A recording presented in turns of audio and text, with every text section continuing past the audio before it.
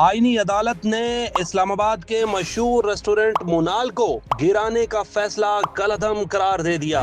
मार्गला hills को national park declare किया गया। कानून में ये लिख दिया गया कि यहाँ पर कोई कारोबारी सरगर्मी नहीं होगी। लीज देते रहे और अपना कारोबार करते रहे। अब ये डिस्प्यूट है, सीडीए कहता है कि हमारी जगह है, remount veterinary and farm directorate है वो कहता है हमारी है। पीर स्वावा इस्लामाबाद की ये सबसे खूबसूरत और टॉप लोकेशन पर ये वाक़ई है। आज से 2 साल कबल तकरीबन 21 अगस्त 2024 से पहले यहाँ पर इस्लामाबाद का सबसे खूबसूरत जिससे पूरे इस्लामाबाद का नज़ारा किया जा सकता था वो मोनार रेस्टोरेंट था, उसके साथ ला मोंटाना था। लेकिन मोनार रेस्टोरेंट की जो अहमियत थी, बड़े दूर दूर से लोग यहाँ पर आते थे, बुकिंग करवाते थे, खाना खाते थे, इंजॉय करते थे। यहाँ पे आप पूरा वफाकी दारुल हुकूमत आपको नज़र आता है, सेंट टोरस है, इस तरफ पे पार्लियामेंट है, वन कॉन्स्टिट्यूशन है और बहुत सी इमारत यहाँ पर वाक़े हैं।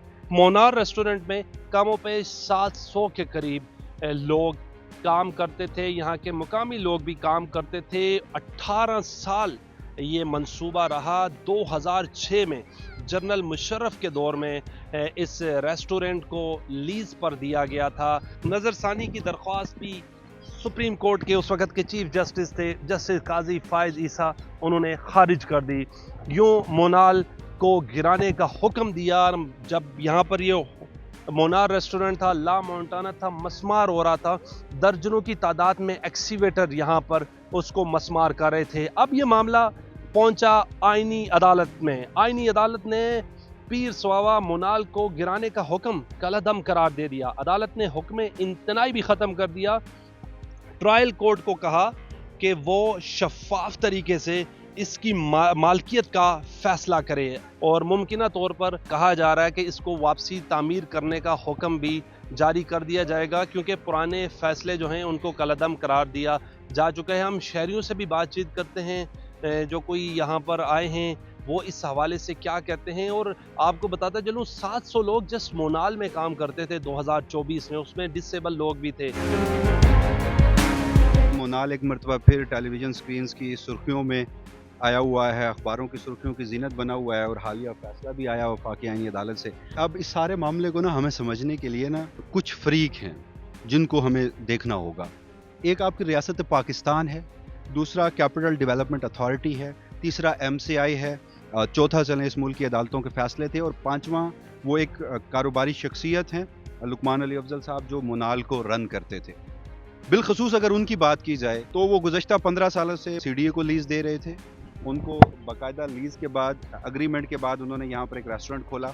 2019 के बाद एक remount veterinary and farms directorate वो यहाँ आन टपका, उसने कहा कि चूँकि ये ज़मीन की मलकियत मेरी है तो तुम लीज़ मुझे दोगे, तो वो उन्हें लीज़ देते रहे और अपना कारोबार करते रहे। पैरेलल ये मामलात पाकिस्तान की अदालतों में भी थे। इनिशिएट ये मामला 2015 में होता है। अब चूंकि इसके मुख्तलिफ एक्ट्स हैं, आप इस्लामाबाद का मास्टर प्लान देख लीजिए, इसी तरह आप इस्लामाबाद का जो वाइल्ड लाइफ ऑर्डिनेंस है उसको देख लीजिए। तो मार्गला हिल्स को एक प्रोटेक्टेड जगह रखने के लिए इसे नेशनल पार्क डिक्लेयर किया गया, जहां पर कानून में ये लिख दिया गया कि यहाँ पर कोई कारोबारी सरगर्मी नहीं होगी, यहाँ पर कोई तामीरात नहीं होंगी। इसको आप प्रिजर्व रखेंगे माहौलियात के हवाले से, इन्वायरमेंट के पर्सपेक्टिव से। तो जब ये कारोबार यहाँ पर हो रहा था, सिर्फ यहाँ नहीं, यहाँ इसके साथ ला मोंटाना, ग्लोरिया जीन्स, इवन कि अभी नीचे आप देख रहे होंगे कि वहाँ एक डोम रेस्टोरेंट नामी एक रेस्टोरेंट ऑलरेडी काम कर रहा है। तो जस्टिस अतर मिनल्ला ने मुकदमा सुना इस्लामाबाद हाई कोर्ट में।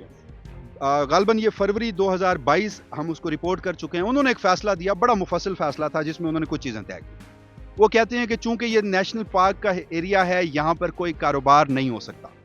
उन्होंने कहा कि ये जो मोनाल ने जो remount veterinary and farm directorate के साथ मुआहदा किया है, ये ज़मीन तो उनकी मलकियत ही नहीं है, लिहाजा ये लीज एग्रीमेंट जो है वो गैर कानूनी है। साथ ही उन्होंने कहा कि यहाँ पर जो हमारा एक इदारा है दिफा का, वो कारोबार नहीं कर सकता, इसको ख़त्म किया जाए। इसी के साथ ही फिर एक और फैसला आया था, नीचे आप देखें E8 नेवल हेडक्वार्टर है वहाँ पर। तो नेवल गोल्फ कोर्स, उन्होंने अदालती फैसले के मुताबिक मार्गला की इस प्रोटेक्टेड लैंड को इंक्रोच करके उस पर गोल्फ कोर्स बनाया था, उसको भी ख़त्म करने का हुक्म दिया गया। आल दो इस अदालती फैसले पर अमल दरामद नहीं हुआ इस्लामाबाद हाई कोर्ट के, मोनाल फौरन आया सुप्रीम कोर्ट में। सुप्रीम कोर्ट ने उस वक्त स्टे ऑर्डर दे दिया, मुनाल चलता रहा। फिर आ गए काजी फैजी साहब, लेकिन उनका ये वाहिद दुरुस्त फैसला था जो कलअदम करार दे दिया गया है। उन्होंने जस्टिस अतर मिनुल्लाह के फैसले को अपहेल्ड रखा और साथ थोड़ा सा उनका जो कंडक्ट था उस पर हमने सवालात उठाए। वाइल्ड लाइफ बोर्ड की चेयरपर्सन थी उस वक्त रायना सईद, उनके यहाँ पर नारे उनके भी लिखे हुए हैं, नाम उनका भी लिखा हुआ है। मुनाल की हद तक फैसले पर अमल दरामद हो जाता है, बाकी जो जस्टिस अतर मिनुल्लाह का फैसला था उस पर अमल दरामद नहीं होता। उसके बाद मुनाल की नजरसानी जाती है, मुस्तरद कर दी जाती है। तो ये जो नजरसानी थी ना, ये 2 मराहिल में दायर की गई। जो मुनाल ने अपनी नजरसानी दायर की वो तो काजी फजीसा साहब निपटा के मुस्तरद करके चले गए। काजी फजीसा की रिटायरमेंट से थोड़ा सा पहले सीडीए और एमसीआई उन्होंने अपनी नजरसानी चुपके से दायर कर दी, काजी साहब उसको सुन के नहीं गए। उसके बाद 26वीं तरमीम, फिर 27वीं आईनी तरमीम, आईनी अदालत बनी। आईनी अदालत में अब आप थोड़ा सा इससे ना आपकी ऑडियंस को भी अंदाजा होगा कि हम कमरा अदालत में हैं, मुनाल के वकील हैं, वो खड़े हैं और मुनाल के वकील कौन है वकील? वो हैं एहसन भून साहब। 11 जून को पहली समाअत होती है, जुलाई के दूसरे हफ्ते में दूसरी समाअत होती है, 12 जुलाई गालबन तारीख थी। और उसके बाद अब फैसला जो आया है उसमें यह है कि जस्टिस अतर मिनुल्लाह ने जो लीज मंसूख की थी वो फैसला भी कलअदम बहाल नहीं की, लेकिन फैसला कलअदम करार दिया है। अब ये डिस्प्यूट है, सीडीए कहता है कि हमारी जगह है, remount veterinary and farm directorate है वो कहता है हमारी है। तो अब अदालत ने कहा है कि ज़मीन की मलकियत का जो मामला है वो जस्टिस अतर मिनुल्लाह का फैसला जो है, जस्टिस हसन अजहर रिजवी ने लिखा है ये मिसकैरेज ऑफ जस्टिस है, ये इंसाफ का कत्ल है। हालांकि मैं खुद दोनों अदालतों में मौजूद था।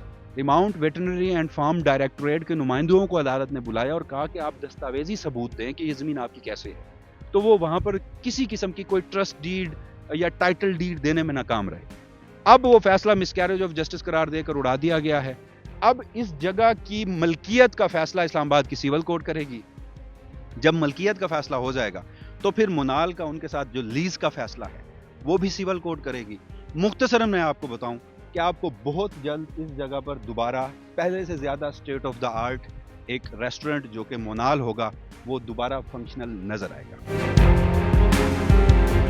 2007 में भी मैं आया था इधर, मुझे देख के बड़ी अफसुर्दगी हुई है कि ये जगह बिल्कुल अब वीरान हो गई है। 2007 में आए थे, आज से तकरीबन 18-19 साल। हाँ जी, मैं फैमिली के साथ आया, मेरी बड़ी इधर मेमोरीज थी और अब मुझे देख के बड़ी अफसोस हो रहा है कि इसकी ये एक गिरी हुई इमारत का मंजर पेश कर रहा है, वो बहुत अफसुर्दा है कंडीशन। और तो 2007 में बड़े यंग हुए होंगे, शायद चाइल्डहुड हुआ होंगे।